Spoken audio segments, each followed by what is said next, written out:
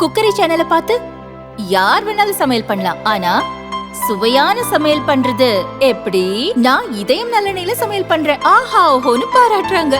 நீங்களும் இதயம் நல்லெண்ணெயில சமையல் பண்ணுங்க, பாராட்ட வாங்குங்க. தினம் தோறும் வாங்குவே இதயம் இதயம். வழங்குவதற்கான ஆணை கொடுக்கப்படுகின்றது.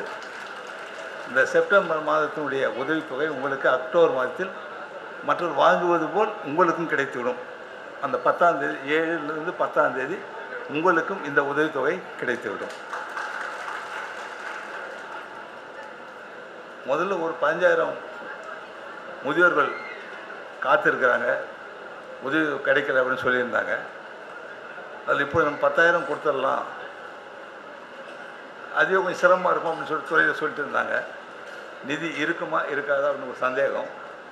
நிதி இருக்குதோ இல்லையோ, இந்த செப்டம்பர் மாதத்தினுடைய உதவித்தொகை அக்டோபர் மாதம் அனைவருக்கும் 10,000 பேர் கிடைக்க வேண்டும் என்று கூறி முடிவு எடுக்கப்பட்டு இன்று அந்த நிதியை பெற்று உங்களுக்கு வழங்கப்படுகின்றது. மீதம் இன்னும் காத்திருப்போர் பட்டியலில் இருப்பது சுமார் 5,000 விண்ணப்பங்கள் என்று நான் எண்ணுகின்றேன்.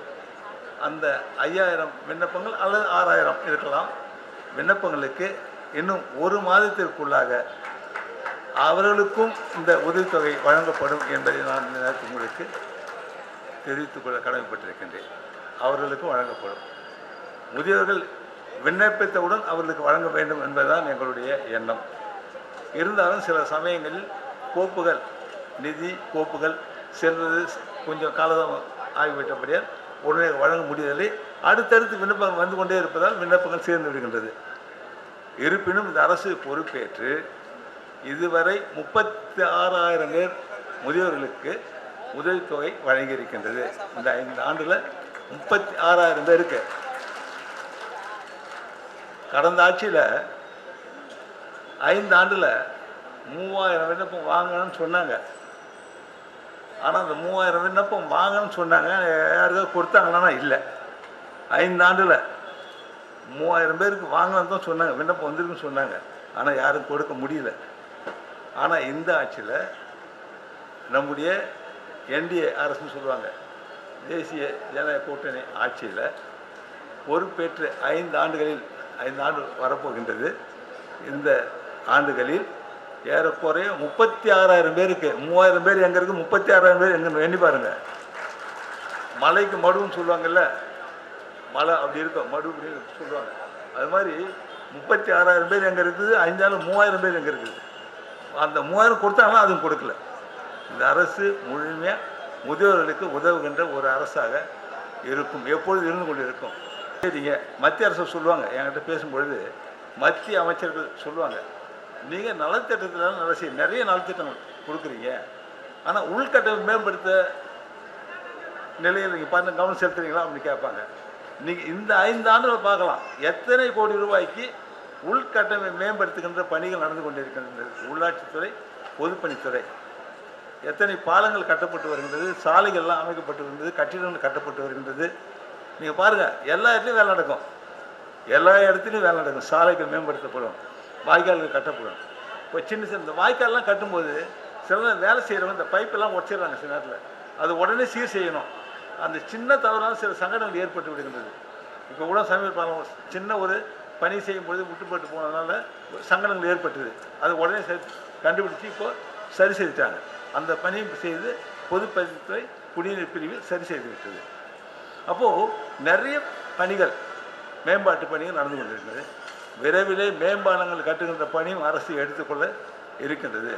ஏன்னா இப்போ நீங்கள் நெருக்கடி நம்முடைய சாலை போக்குவரத்தில் வாகன நெருக்கடி அதிகமாக இருக்குன்னு சொல்கிறாங்க. வளர்ச்சி வரும்போது வாகன நெருக்கடி இருக்க தான் செய்யும். நம்முடைய சாலை அமைப்பு அந்த காலத்தில் விடுபட்ட நம்ம கொடுக்கப்பட்ட சாலைகள் அளவு 20 அடி, 25 அடி, 30 அடி. ஆனால் இன்றைக்கி அப்போ இருந்த வாகனங்கள் எவ்வளவு, இப்போ எவ்வளவு வாகனங்கள், எத்தனை காரு, எத்தனை மோட்டர் சைக்கிள், நீங்கள் பாருங்கள், எத்தனை பஸ்ஸு, எத்தனை லாரி, எவ்வளோ பேர் போகிறாங்க வராங்க. அப்போ நெருக்கடி. அதனால் மேம்பாலங்கள் கட்ட வேண்டும் என்ற ஒரு முடிவு எடுக்கப்பட்டு அந்த பணியை விரைவில் தொடங்க இருக்கின்றோம். எங்கள் உள்துறை அமைச்சர் இருக்கா சொல்லுவார், நான் கேட்பேன் அவரை, என்னப்பா உள்ளாட்சித்துறையில் இருக்கிற ஒரு சாலை கூட இந்த ரோடெல்லாம் பள்ளமாக இருக்குதே, அவர் சொல்ற எங்கள் மாமா ஒரே ஒரு பைசா கொடுக்கல ஒரு ரோடு போகிறதுக்கு. எப்போ அவர் மந்திரியாக இருக்கும் சொல்கிறேன் நான். அப்போ முதலமைச்சர் யார் இருந்தாலும் உங்களால் தெரியும். நான் அதை வேடிக்கை கேட்பேன். அவர் சொல்லுவார் ஒரே ஒரு பைசா உள்ள ஒரு ரோடு போகிறதுக்கு நான் என்ன பண்ணுறது அப்படின்னுவார். இன்றைக்கி பாருங்கள் எல்லா ஊர்லேயும் சாலைகள் போடப்பட்டிருக்கு, எல்லா கிராமங்களும் சாலைகள் போடப்பட்டிருக்கோம்.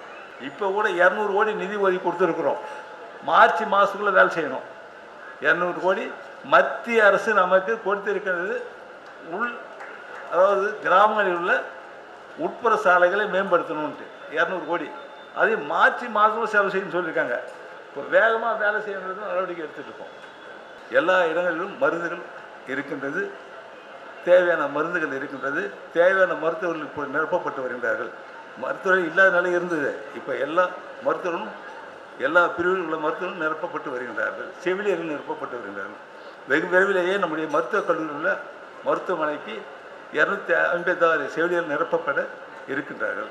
இப்படி நம்முடைய துறையில் ஒவ்வொரு துறையிலும் கவனித்து நம்முடைய அரசு அந்த குறைகளெல்லாம் போக்கி சிறப்பான முறை செயல்படுகிற நடவடிக்கை எடுத்து வருகின்றோம்.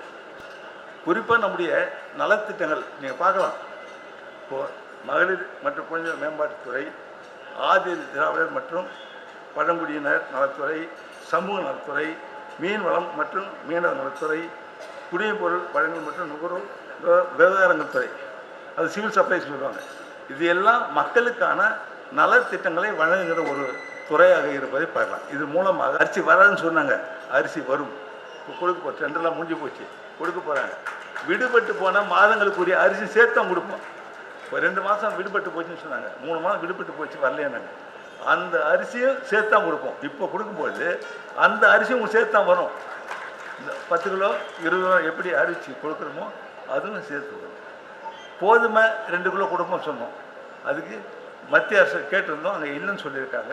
மறுபடியும் கேட்டிருக்கோம், அங்கே இல்லைன்னு சொன்னால் மறுபடியும் டெண்டர் விடப்பட்டு அந்த கோதுமையும் சேர்த்து கொடுப்போம். எப்போ அரிசி எந்த மாதம் கொடுக்கணுமோ அரிசியோடு சேர்த்து அந்த கோதுமையும் உங்களுக்கு வழங்கப்படும்.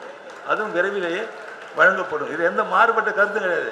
சொல்லுவாங்க, சிலர் சொல்லுவாங்க மாறுபட்ட கருத்து அதில் வரல மோதல், அப்படி எதுவும் கிடையாது. மக்களுக்கு செய்ய வேண்டிய திட்டங்களை இந்த அரசு செயல்படுத்தும்.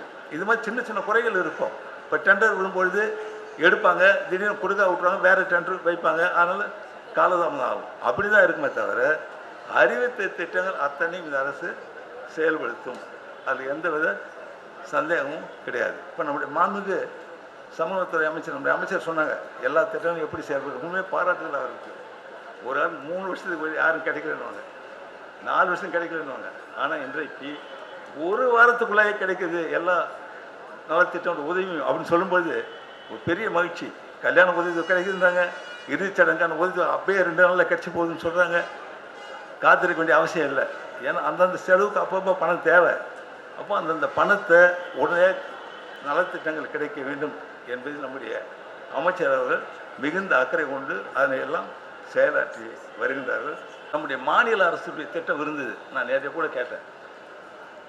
கருவுற்ற தாய்மார்களுக்கு பேறு காலத்திற்கு முன்பும் பேறு காலத்திற்கு பின்பும் 6000 ரூபாய் வழங்கப்படும் அப்படின்னு ஒரு திட்டம் செயல்படுத்தினார். ஆனால் பல ஆண்டுகள் முன்பாக அது நிறுத்தப்பட்டு விட்டதாக நேற்று கேட்டு தெரிவித்தேன்.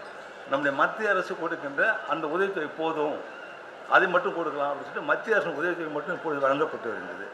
என்னுடைய எண்ணம் மாநில அரசு சட்டமன்றத்தில் செய்து கொடுத்த வாக்குறுதி அடிப்படையில் வழங்கி வந்த மாநில திட்டங்களை நிறுத்துவது என்பது கூடாது என்பது என்னுடைய எண்ணமாகும். அதனால் அந்த மாநில அரசு கொடுக்கின்ற அந்த திட்டத்தினுடைய அடிப்படையில் எந்த ஒரு திட்டமாக இருந்தாலும் அதனையும் செயல்படுத்துவதில் இந்த அரசு மிகுந்த கவனம் செலுத்தும் என்பதை நேரத்தில் நான் உங்களுக்கு தெரிவித்துக் கொள்கிறேன். அது நல்ல திட்டங்களை எல்லாம் மாநில அரசு கொண்டு வந்த திட்டங்கள் மூலம் பயன்பெறுகின்ற பயணிகளுக்கு அது கூடுதலாக உறுதுணையாக இருக்கும் என்பது, கூடுதலான ஒரு நிலையை அவர் பயனளிக்கும் என்பது என்னுடைய எண்ணமாகும். அதையெல்லாம் இந்த அரசு செயல்படுத்தும் என்பதை நான் உங்களுக்கு தெரிவித்துக் கொள்ள கடமைப்பட்டிருக்கின்றேன். இந்த அரசு செயல்படலை, சொன்னதை செய்யலை, சட்டம் சொன்னதை செய்யலை அப்படின்னு தான் சொல்லுவாங்க. சொன்னதையும் செய்யும், சொல்லாதையும் செய்து கொண்டு திட்டங்களை அறிவித்து செயல்படுறது தான் நம்முடைய அரசு. சட்டமன்ற சொன்னதெல்லாம் செய்துட்டு வரும். நீங்கள் எதிர்பார்க்கறது இந்த தேர்தல் வருகின்ற நிலையில் சில குறை சொல்லிகிட்டே இருப்பாங்க. ஆனால் அத்தனையும் இந்த அரசு செய்து முடிக்கும். இன்னும் ஓரிரு மாதத்தில் அத்தனை அறிவித்த திட்டங்கள் இந்த அரசானது செய்து முடிக்கும் என்பதை நேரத்தில் உங்களுக்கு தெரிவித்துக் கொள்ள கடமைப்பட்டிருக்கின்றேன். நான் சொல்லியிருந்தேன், இப்போ நம்முடைய வருகின்ற 2020 நவம்பர் மாதம் முதல் 1 லட்சம் மஞ்சள் அட்டைதாரர்களுக்கு பெண்கள் உரிமை தொகை ரூபாய் 1000 வழங்கப்படும். மாதத்துக்கு 10 கோடி கூடுதலாக செலவும் சொல்லியிருந்தேன். அதை செய்வோம். இப்போ சிவப்பட்டை மட்டும்தான் 1000 ரூபா வாங்குறாங்க. அந்த குடும்பத் தலைவி எந்த ஒரு உதவியும் பெறாத குடும்பத் தலைவி 1000 ரூபா சிவப்பு அட்டைதாரர்கள் மட்டும் வழங்கப்படும். அப்போ எல்லாம் கேட்டாங்க, அப்போ மஞ்சள் அட்டைதாரர்களும் கூடுதலாக வழங்கப்படும் அப்படின்னு சொல்லியிருந்தேன். அது இப்போ நவம்பர் மாதம் முதல் வழங்கப்படும். அந்த 1000 ரூபா நவம்பர் மாதம் முதல் வழங்கப்படும். அதே சார் 1000 ரூபா வாங்க கூடுதலாக வேணும் கேட்டாங்க. 2500 ரூபா கொடுப்போம் கூடுதல். அந்த 2000 வாங்குகிறவங்க 2000 வேணும்னு சொன்னாங்க. அதையும் இந்த அரசு வழங்கும் என்பதை நேரத்தில் உங்களுக்கு தெரிவித்துக் கொள்ள கடமைப்பட்டிருக்கிறேன். அவங்களுக்கும் ஏன்னா இதை நான் சட்டமன்றம் சொன்னதையும் செய்வோம். வருகின்ற நவம்பர் மாதத்துக்குள்ளாக அதெல்லாம் அவர்களுக்கு கொடுக்கப்படும் என்பதையும் இந்த நேரத்தில் கூறிக்கொள்ள விரும்புகின்றேன். எங்களுடைய அரசானது உங்களுடைய அரசு, மக்களுடைய நலனுக்கான அரசு. இப்போது எல்லா துறையும் சிறந்த முறை செயல்பட வேண்டும். எல்லா துறையுடைய பயன்களும் மக்களுக்கு சென்றடைய வேண்டும் என்பதுதான் எங்களுடைய அரசுடைய மிக முக்கிய நோக்கமாகும். நம்முடைய மத்திய அரசுடைய உதவியோடு மத்திய அரசு கொடுக்கின்ற நிதியை, நாம் கேட்கின்ற நிதியை மத்திய அரசு நமக்கு வழங்கும் பொழுது அந்த நிதியெல்லாம் முழுமையாக செலவிட்டு புதுச்சேரிய மாநிலத்தை வளர்ச்சி பாதையை நம்முடைய அரசு கொண்டு செல்லும் என்பதை இந்த நேரத்தை உங்களுக்கு தெரிவித்து கொண்டு, நம்முடைய அரசானது எல்லாவற்றையும் செய்து முடிக்கின்ற ஒரு அரசாக இருக்கும் அறிவித்த திட்டங்களை என்பதை இங்கே கூறிக்கொண்டு, வந்திருக்கின்ற உங்கள் அனைவருக்கும் வேண்டிய மனமார்ந்த வாழ்த்துக்கள். இப்பொழுது 10,000 பேருக்கு நம்முடைய மாண்புமிகு மேதர் துணைநிலை அவர்களால் இப்பொழுது கொடுக்கப்பட இருக்கின்றது, வழங்கப்பட இருக்கின்றது. அது அனைவருக்கும் வங்கியில் சென்றடையும். சட்டமன்ற உறுப்பினருக்கு அவருடைய அட்டைகள் வழங்கப்படும். அவர் மூலமாக அந்த பயனாளிகளுக்கான அட்டைகள் வழங்கப்படும் என்பதை இங்கே உங்களுக்கு தெரிவித்துக் கொண்டு, அந்தந்த பகுதியில் அந்தந்த அட்டைகள் அவர்களுக்கு வழங்கப்படும். சட்டமன்ற உறுப்பினர்